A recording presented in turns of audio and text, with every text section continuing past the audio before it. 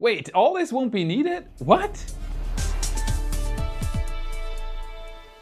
My name is Felix and I am your host for today's episode of What About It? And what you just saw was a Starship re-entry from space down to Earth. Very hot stuff, if you get what I mean. A hard task to accomplish. Too hard for SpaceX? Let's dive right in. Starship Updates. SpaceX is changing plans. When developing a prototype rocket, you need to be flexible, so plans are in constant flux at Starbase.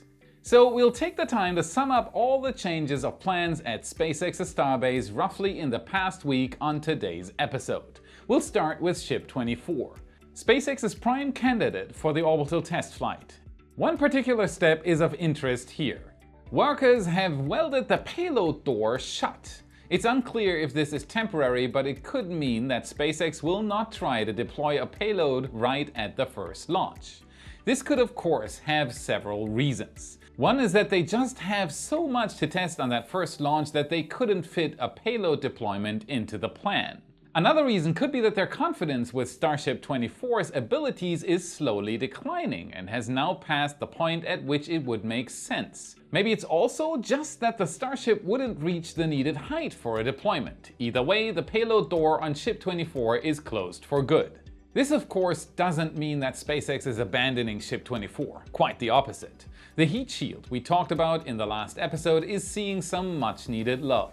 Close up you can see that spacers can be seen sticking out around some tiles. Those are the ones that recently got replaced. While the adhesive is curing, the spacers ensure that the tiles are not moving. So where the welded shut payload door might be a sign of SpaceX reducing the task list for the first orbital Starship flight, the heat shield work can be seen as a sign of them wanting to go up soon. On we go with the mystery Starship 26. I've researched what SpaceX is doing with this strange Starship on all fronts. Even my contacts with SpaceX just said wait and see. So all we can do here is see, right? This video from La Padre shows the Ship 26 nose cone being moved into the high bay and out again. It stayed in there for about an hour. After rolling it out, they rolled it back in again, almost as if they were not sure what to do with it. Looking at it up close, the pins for the heat tiles are visible, in the same pattern you'd expect from any Starship nose cone right now. Hinges for flaps can be seen too, just no flaps and no tiles. It's as plain as it gets. Looking at the production site map from the Ring Watchers shows that several segments for Ship 26 have been spotted so far. The payload bay ring section is inside the high bay as well. A Ship 26 mid-LOX section can be found inside the mid bay. 10.3 has the forward dome and the common dome for Ship 26. It does look like Ship 26 work is continuing though, just at a very slow pace, indicating that it might have been moved further down the manufacturing order. So what could be the plan for Ship 26? There is something different about this one. One plan could be the expendable Starship. The expendable Starship is a Starship that does not get reused. As seen in this beautiful animation by Alex Swan, a Starship needs a heat shield and its flaps to do a controlled re-entry. Without all that, it would burn up. The disadvantage would obviously be that the Starship can't be reused. The advantages would be that leaving out the heat shield and the flaps obviously frees up a lot of weight and thus raises the payload capacity. Secondly, it would accelerate the timeline towards operation. Another theory could be that this is a lunar Starship prototype. That's the variant of the SpaceX Starship ordered by NASA for Artemis 3. Artemis 3 is planned for a launch in 2025, so there are only 3 years left. It wouldn't be too early to start putting a test ship together, and it wouldn't need flaps or a heat shield as the lunar Starship variant is not intended to return to Earth once launched. Instead, it will stay in space, serve as a taxi and a freight transporter between lunar orbit and the lunar surface, and thus won't need any re-entry hardware. What do you think? What's going to happen with Ship 26? Let me know in the comments below. Crew 5 launch. Now let's talk about Crew 5, NASA's latest expedition to the ISS, brand new booster and Crew Dragon Endurance. We live in a time when new rockets are getting rare. considering that most launches nowadays are done by SpaceX and considering that most of those are flown on slightly too heavily charged flight-proven boosters, it is a strange sight to see a brand new booster. But here we are. For this launch, B1077.1 looked shockingly white. Nicole Mann, mission commander and NASA's first indigenous woman in space. Josh Cassada, pilot of Endurance. Koichi Wakata, mission specialist from JAXA and the only crew member of Crew 5 who has ever been to space before and is now making his 5th trip to the ISS. And Anna Kikina from Roscosmos. She is part of NASA's integrated crew strategy with tensions at an all-time high between NASA and Roscosmos. She's the first cosmonaut aboard a commercial crew flight, and on top of that, she's also the only active female cosmonaut in Roscosmos. You gotta change that. Flight number 5 for the commercial crew program and crewed flight number 6 towards the ISS, including Demo 2 with Doug Hurley and Bob Behnken. The mission is set to stay in space for 5 to 6 months, and the crew will have a packed task list of more than 200 experiments during the mission. That's more than 1 experiment per day. On top of that, the Crew 5 astronauts might support up to 4 different EVAs. Here's a fun fact about Crew Dragon Endurance.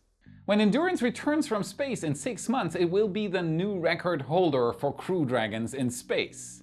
Current record holder Endeavour has 280 days and 19 hours on record with Demo 2, Crew 2 and Axiom 1. Endurance is currently at 176 days and 2 hours with Crew 3 alone. Adding another 6 months would bring it well beyond 30 days and get very close to a full year in space. Do you like the update so far? Then leave us a like and a subscription, and don't forget the bell. The Y team would be pleased about it. Next up, we have ULA with another successful launch of Mighty Atlas. Flight number 96 for an Atlas V rocket and 154 for ULA. Built in ULA's rocket factory in Decatur, Alabama, Atlas V 531 is a 60-meter tall and around 800-ton heavy beast that we won't see flying like this again. That's right, this was the last mission for a 531 configuration. Those 3 numbers stand for the fairing size in meters, the number of solid rocket boosters attached to the first stage of the rocket, and the number of Centaur upper stage RL-10 engines. And like this, you'll never see it fly again. Overall, there are 21 launches left for Atlas V, which will soon start sharing its pad Slick 41 with ULA's brand new Vulcan Centaur rocket, which is slated for a first launch no earlier than December of this year. The payload? The SES C-band satellites 20 and 21. SES stands for the manufacturer, Société Européenne de Satellites. I love my French. And what you're looking at here is SpaceX deploying SES-22 in June. SES utilizes Ariane, SpaceX and ULA to deploy more and more of its telecommunication satellite fleet into space, and in Europe they are known for their Astra satellite fleet. Why would we even bother with C-band satellites anymore? Wouldn't constellations like Starlink be able to cover the same? I contacted SES for you to answer this question, and here's what they said. C-band satellites remain the backbone of the SATCOM industry worldwide. C-band is almost immune to weather patterns like heavy rain and thus perfect for equatorial regions. It also allows satellites to cover a large expanse, enabling broadcasters to reach more people with low-cost in-home equipment, particularly in emerging economies. ULA worked perfectly on October 4th, with some spectacular views of Atlas V's booster soaring up, separating the solid motors and stage separation. Atlas V 531 is history. On we go with the aftermath of DART. Dimorphos, the asteroid hit by the Double Asteroid Redirection Test, or DART, has grown a tail. As seen on this single image created by astronomers Teddy Carida from the Lowell Observatory and Matthew Knight from the US Naval Academy using the 4.1-meter Southern Astrophysical Research Telescope, or short SOAR, Dimorphos has grown a tail by now. The image was taken on October 4th, and it shows long streaks originating from the center. It's incredible how detailed they were able to picture the scene. The tail is made from debris from DART's impact, and it is forming for the same reason why, for example, comets have a tail. On a comet, solar wind blows gases and dust away from the cosmic traveler. That's also the reason why the tail of a comet always points away from the sun, no matter its direction of flight. The same has now happened with Dimorphos, which is why the tail is so straight. Solar wind is blowing the debris cloud away from the dual asteroids. Analyzing this tail could give scientists clues as to the asteroid's composition. It will likely be weeks before we know if DART meaningfully changed Dimorphos' orbit, but now you know why recent pictures of the asteroid look so strange. If you like that you're now a DART picture expert, consider becoming a YouTube member or a patron by clicking the join button under the video or by following the link to our Patreon website through the link in the description. Learning new things is a part of human nature. It has always been our strong suit, so why not continue the tradition? Brilliant, today's sponsor, is an expert in effective and interactive learning. Hands down the best tool for learning I know and leading in its industry. We homeschool our own kids partly with Brilliant. Courses like scientific thinking, math, computer science, and logic will make you understand the world and challenge you to learn new things in a visually stimulating, bite-sized, hands-on approach. Brilliant has very detailed courses, but at the same time, Brilliant has the right pace and offers you a low-pressure environment. It's not about grades. Help is always around the corner. At Brilliant, you learn intuitively and with fun. You don't have to learn for hours either. Work a little, learn a little. Schedules are for schools. Brilliant adapts to your preferences. To get started for free, visit brilliant.org/whataboutit or click on the link in the description, and the first 200 of you will get 20% off Brilliant's annual premium subscription. You learn something new every day, and in return you help What About It as well. Now let's head over to SpaceX one last time for today. I covered it last time already. NASA and SpaceX are looking into servicing Hubble with a Crew Dragon capsule. The goal? Elevating the orbit and pushing Hubble further up to extend its life and maybe even service its hardware. Proposed by none other than Jared Isaacman, SpaceX astronaut and long-term supporter, the mission could inject Hubble with a greatly extended lifespan.